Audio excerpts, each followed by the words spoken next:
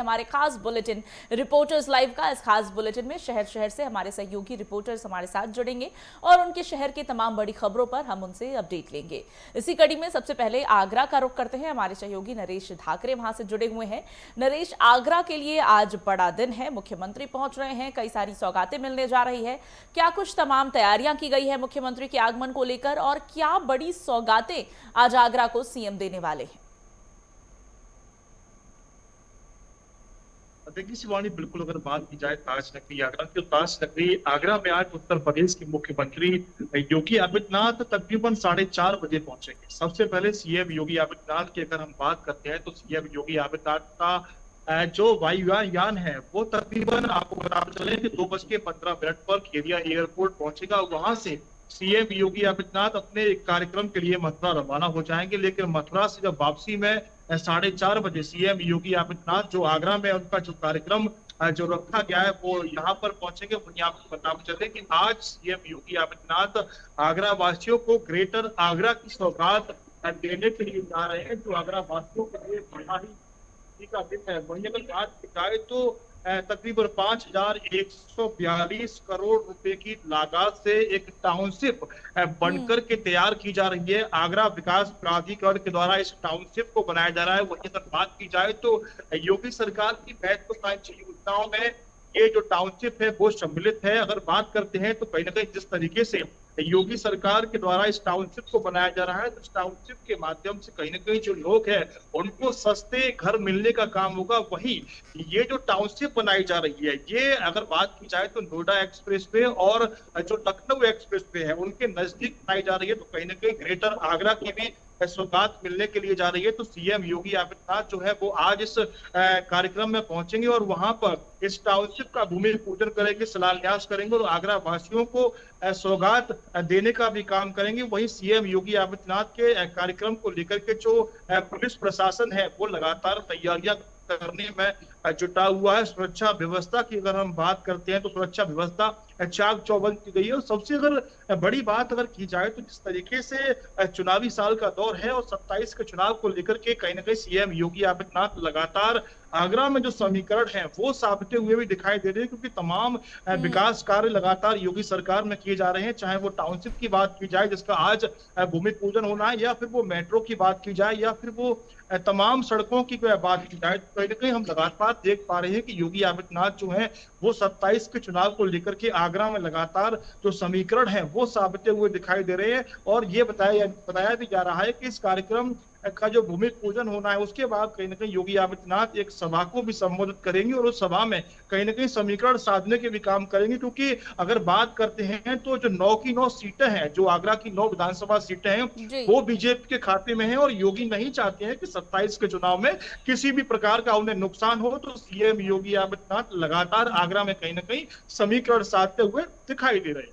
और नरेश, निश्चित चुनावी साल है क्योंकि अगले ही साल चुनाव है और जहां योगी सरकार की पूरी कोशिश है इस बार भी हैट्रिक लगाने की यूपी में, वहीं दूसरी तरफ विपक्ष भी पूरी तरीके से हमलावर है, लेकिन तैयारियां दुरुस्त निश्चित की जा रही है। सबके बीच अगर इस टाउनशिप की बात करें जिसका निर्माण किया गया है आगरा विकास प्राधिकरण की तरफ से, इसमें अगर लोगों की बात करें कितनी बड़ी संख्या होगी लोगों की जो लाभान्वित होंगे इससे?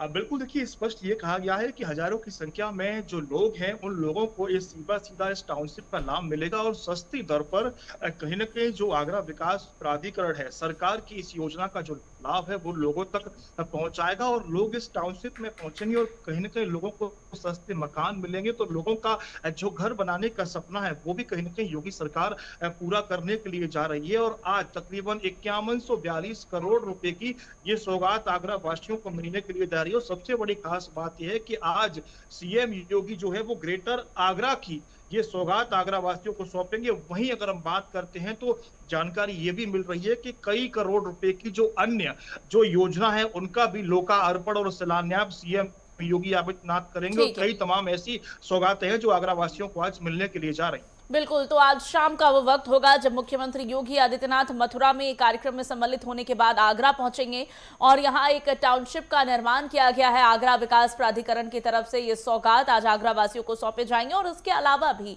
तमाम विकास कार्यों का निरीक्षण और शिलान्यास मुख्यमंत्री के हाथों किया जा रहा है। ऐसे में नजर बनाए रखिएगा नरेश तमाम जानकारियों पर। और जैसा कि आपने भी कहा, चुनावी साल है और ऐसे में चुनावी रणनीति निश्चित धार देने की कोशिश इसको की जाएगी। विपक्ष पर भी मुख्यमंत्री हमलावर रहेंगे अगर संबोधन करते हैं, जिसकी जानकारी फिलहाल सामने आ रही है। संभवतः इस पर और अधिक स्पष्ट सूचनाएं थोड़ी देर के बाद सामने आने लगे। फिलहाल रिपोर्टर्स लाइव में आगे बढ़ेंगे, रुक करते हैं जम्मू कश्मीर का। हमारे सहयोगी अजहर हुसैन हमारे साथ जुड़े हुए हैं श्रीनगर से। अजहर, जम्मू कश्मीर की अगर बात करें तो राज्य में आज क्या कुछ खास है? सबसे पहले मौसम के हवाले से अगर हम बात करें कि लगातार मौसम का मिजाज जो है वो बदलता हुआ दिख रहा है। हालांकि इसकी वजह से जो है श्रीनगर जम्मू राजमार्ग भी लगातार यातायात के लिए बंद था, लेकिन प्रशासन की अथक कोशिशों के बाद में तकरीबन घंटों के बाद में इस राजमार्ग को खोला गया, क्योंकि काफी सारे जगहों पे जो है पसिया गिर आई थी और जिसकी वजह से रोड जो है बुरी तरीके से प्रभावित हुआ था। लेकिन उसके बाद में प्रशासन की बाद में ये मलबा हटाया गया था और काफी सारी जो गाड़ियां थी, चाहे जम्मू श्रीनगर या श्रीनगर से जो आना था, वो भी काफी सारी गाड़ियां जो थी वो शर्मांदा थी। और बिल आके जो है अभी आधे घंटे से पहले जो है इस रोड को फिलहाल खोल दिया गया है और जितनी भी रुकी फंसी गाड़ियां हैं उनको आगे जाने की यहाँ पे इजाजत दी गई।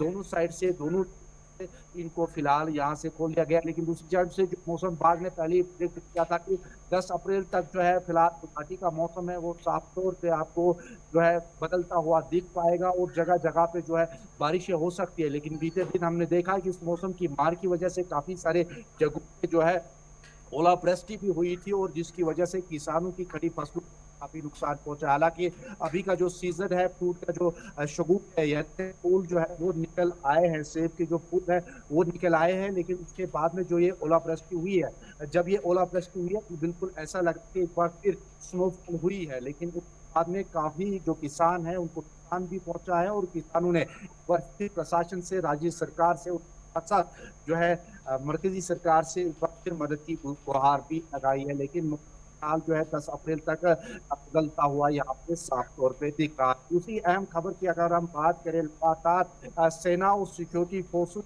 है लगातार तो एंटी ऑपरेशन जो है वो लगातार चलाई जा रही है।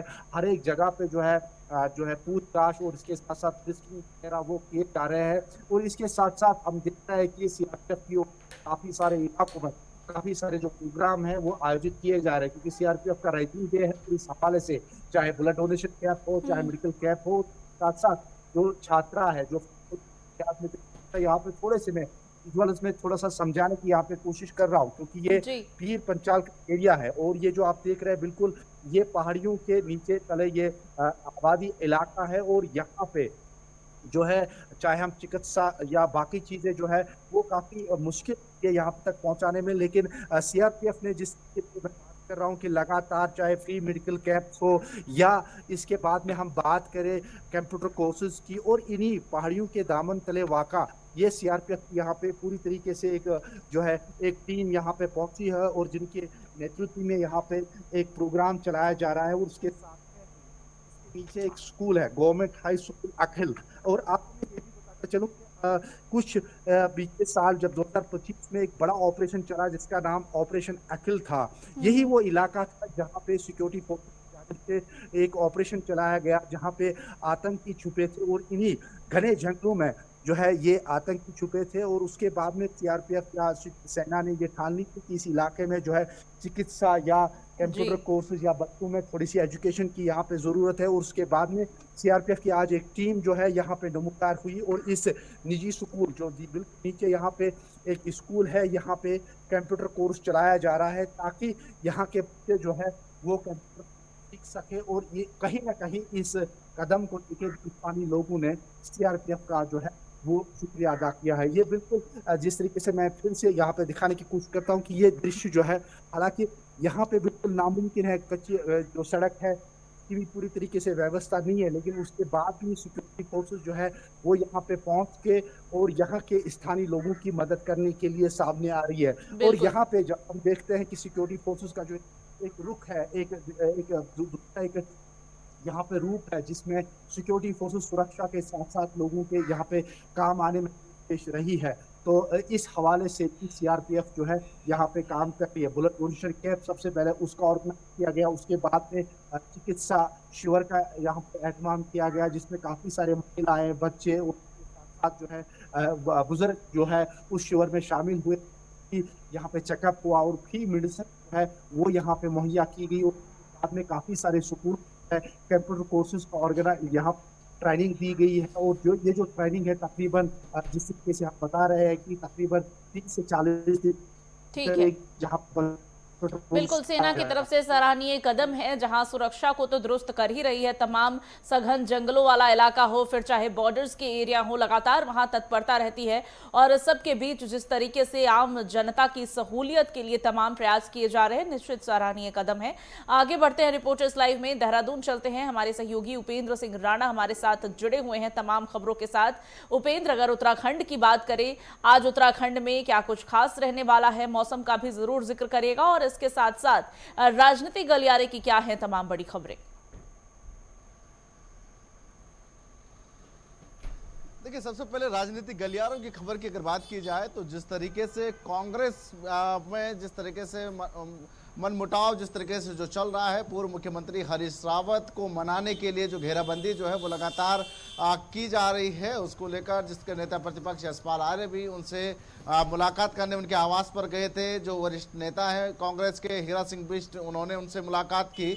लगातार जो है वो नेता उनसे मुलाकात जो है वो कर रहे हैं और अभी जिस तरीके से वो 15 दिन को लेकर जिस तरीके से जो राजनीतिक छुट्टियों पर जिस तरीके से हरीश रावत जो है वो गए हुए हैं, ऐसे में वो किसी भी राजनीतिक कार्यक्रम में जो है वो हिस्सा नहीं ले रहे हैं। ऐसे में उनको मनाने की जो है वो पुरजोर कोशिश जो है वो की जा रही है। साथ ही साथ जिस तरीके से कल जो है जो कांग्रेस के प्रदेश अध्यक्ष है गणेश गोदियाल, उन्होंने जिस तरीके से जो बयान आया, उन्होंने कहा कि जिस चीज़ को लेकर जो है इस तरीके का मनमुटाव जो हुआ है, क्योंकि जो लोग कांग्रेस में शामिल हुए उसके बाद जो है ये मनमुटाव हुआ था। हालांकि हरीश रावत चाहते थे कि रामनगर से संजय नेगी को जो है पार्टी में शामिल किया जाए, लेकिन उसमें कई सारे लोगों ने जिस तरीके से प्रतिक्रिया दी कि संजय नेगी को जो है वो पार्टी में शामिल ना हो। इसके बाद उनकी जो पार्टी में शामिल होने के लिए जो उनको रोका गया और उसके बाद से हरीश रावत ने जिस तरीके से राजनीतिक छुट्टी 15 दिन के लिए ले ली, उसके बाद से जो है पार्टी में काफ़ी मनमुटाव, काफ़ी उतार चढ़ाव जो है वो देखने को मिल रहा है। 2027 का विधानसभा चुनाव नज़दीक है, ऐसे में कहीं ना कहीं पार्टी में डैमेज कंट्रोल जो है वो हुआ है, उसको ठीक करने की कोशिश में जो है पार्टी के तमाम बड़े नेता जो है वो लगे हुए हैं। कई राजनीतिक विश्लेषकों का ये कहना है कि जिस तरीके से शुरुआत में ही ये कहा गया था कि जब कांग्रेस ने प्रदेश अध्यक्ष, चुनाव प्रबंधन समिति के अध्यक्ष, तमाम सारी जो टीमें जो बनाई गई थी उसमें हरीश रावत को कोई पद न देना, उसी में ये कहा गया था कि दरकिनार जो है हरीश रावत को जो है पार्टी से किया जा रहा है, यानी कि उनको पार्टी में किसी बड़े पद पर नहीं रखा गया, वहीं से जो है उनको उनसे किनारा करने की कोशिश जो है पार्टी हाईकमान की ओर से किया गया। उसके बाद से वो लगातार नाखुश जो है वो नजर आ रहे थे, लेकिन उसके बाद जब संजय नेगी को पार्टी में शामिल करना था, हरीश गुट के जो है वो संजय नेगी बताए जाते हैं, तो ऐसे में उनका भी पार्टी में शामिल ना होना, तो ऐसे में ये लगता है कि उनको जो है पार्टी जो है वो किनारा करना चाहती है। लेकिन अब इस पूरे मामले में जिस तरीके से कल कांग्रेस की जो प्रदेश प्रभारी है कुमारी सैलजा, वो 5 दिवसीय दौरे पर हैं। वो हर जनपद में हर विधानसभा में जिस तरीके से जो जाएंगी, जो बूथ स्तर से लेकर तमाम जिलाध्यक्षों की बैठकें जो है वो वहाँ पर करेगी, और साथ ही साथ जिस तरीके से जो पार्टी के अंदर जो मनमुटाव और हरीश रावत में जो मनमुटाव जो चल रहा है उनको मनाने की कोशिश भी जो है वो की जाएगी। अब पूरी तरीके से ये भी संदेश जो है वो दिया गया है कि किसी को भी अगर कांग्रेस पार्टी में शामिल होना है तो इसका फैसला जो है पार्टी हाईकमान जो है वो करेगा कि किसे पार्टी में शामिल होना है, किसे नहीं। इन तमाम चीज़ों को जो है अब पार्टी हाईकमान जो है वो तय करेगी। इसको लेकर साफ रुख जो है पार्टी के जो प्रदेश अध्यक्ष हैं गणेश गोदियाल, उन्होंने साफ तौर पर जो है वो कह दिया है।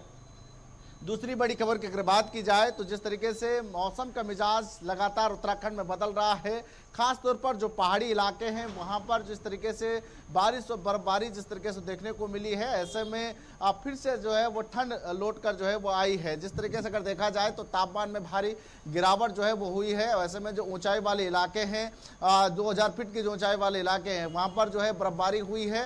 गंगोत्री जो चारधाम यात्रा, जो चारधाम धाम है वहां पर भी जिस तरीके से बर्फबारी जो है वो काफी देखने को मिली है। उससे में तापमान में काफी गिरावट जो है वो वहां पर देखने को मिली है। साथ ही साथ जिस तरीके से तापमान में गिरावट आने से ठंड जो है वो बढ़ी है। हालांकि मौसम विभाग का कहना है कि अभी 1-2 दिन तक जो है प्रदेश के कई हिस्सों में इसी तरीके से जो है मौसम बना हुआ रहेगा और हल्की से मध्यम बारिश जो है प्रदेश के कई हिस्सों में जो है वो देखने को मिल सकती है।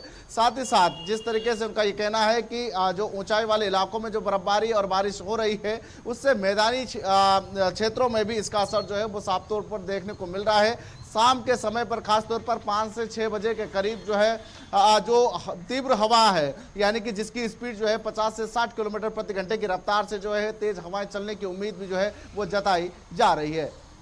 उपेंद्र, एक दफा फिर से राजनीति की बात कर लेते हैं। कांग्रेस में ये जो अंतर कलह चल रहा है अब सार्वजनिक हो चुका है, ऐसे में बीजेपी की तरफ से क्या प्रतिक्रिया सामने आ रही है? क्योंकि लगातार हम देखते थे कि कांग्रेस इस पर इसको ढकने की कोशिश करती थी, लगातार ये कहते हुए कि ऐसी कोई बात नहीं है, लेकिन अब बात इतनी बढ़ गई है कि छुपाना इसको मुश्किल है। ऐसे में बीजेपी की तरफ से इस पर क्या प्रतिक्रिया सामने आ रही है? और खास करके चुनावी साल से ठीक पहले इस तरीके का प्रकरण प्रदेश में होना, कांग्रेस जो कि पहले से ही सत्ता में वापसी के लिए तमाम साम दाम दंड भेद की कोशिश में लगी हुई है, बड़ा झटका है उसके लिए। देखिए बिल्कुल, क्योंकि 2027 का जो विधानसभा चुनाव है वो कांग्रेस के लिए एक संजीवनी के तौर पर माना जा रहा था कि अब जो 2027 का जब विधानसभा चुनाव होगा, अगर पार्टी जो है यहाँ पर इस पर यहाँ बेहतर प्रदर्शन करती है तो एक संजीवनी जो है पार्टी के लिए होगा। लेकिन 27 से पहले जो मनमुटाव और जो जिस तरीके की स्थिति जो कांग्रेस में देखने को मिल रही है, ऐसे में भाजपा जो है पूरी तरीके से चुटकी जो है वो कांग्रेस पर ले रही है। भाजपा के प्रदेश अध्यक्ष महेंद्र भट्ट से जब ये सवाल पूछा गया कि मनमुटाव कांग्रेस में चल रहा है तो उन्होंने साफ तौर पर कहा कि उनका हालांकि अंदरूनी मामला है, लेकिन ये साफ तौर पर है कि वहां पर चेहरे की लड़ाई जो है वो हो रही है कि कौन सा चेहरा जो है सबसे बेहतर है। चेहरे की लड़ाई पर जो है वहां पर काम किया जा रहा है। वहां पर जिस तरीके से ये देखा जा रहा है कि किसके चेहरे पर चुनाव लड़ा जाना है, इन तमाम चीजों की कयासबाजी जो है वो कांग्रेस में चल रही है, जिसको लेकर इस तरीके का मनमुटाव जो है वो देखने को मिल रहा है। बिल्कुल साफ तौर पर यह देखा गया है कि जिस तरीके से जो कांग्रेस में अभी जो हालिया दिनों में जो देखा गया है उसमें हरक सिंह रावत ने जिस तरीके से जो प्रतिक्रिया दी थी कि तमाम सिटिंग विधायक भाजपा के वो हमारे संपर्क में हैं, वो जल्द जो है उनको जो है पार्टी में शामिल किया जा सकता है। साथ ही जब उन्होंने जब पार्टी में कई नेताओं को शामिल किया जिसमें संजय नेगी का नाम भी था और लास्ट में जो है संजय नेगी को शामिल नहीं किया गया, उसमें यह कहा जा रहा है कि रणजीत रावत जो कि रामनगर से आते हैं, उनकी विधानसभा सीट है, वो वहां से कई बार चुनाव भी लड़े हैं, जीते भी हैं, वो चाहते हैं कि संजय नेगी जो है वो पार्टी में शामिल ना हो। बिल्कुल उपेंद्र, तो आमतौर पर जो कांग्रेस जिस बात को ढकने की कोशिश कर रही थी, कांग्रेस में अंतर कलह की बात, वो अब सबके समक्ष है। अब ये बात छुपाने वाली नहीं रही। जहां बीजेपी इस पूरे प्रकरण पर चुटकी ले रही है, वहीं दूसरी तरफ कांग्रेस के लिए विधानसभा चुनाव से ठीक पहले ये एक बहुत बड़ी चुनौती आन खड़ी हुई है, वो भी पार्टी के भीतर से ही। अब देखना होगा कि पार्टी हाईकमान इस पर किस तरीके का फैसला लेता है और कैसे हरीश रावत को भी संतुष्ट किया जाए, क्योंकि पार्टी के वरिष्ठ नेता हैं और ऐसे संवेदनशील समय में उनका पार्टी से छटकना निश्चित कांग्रेस को भारी पड़ेगा। फिलहाल बहुत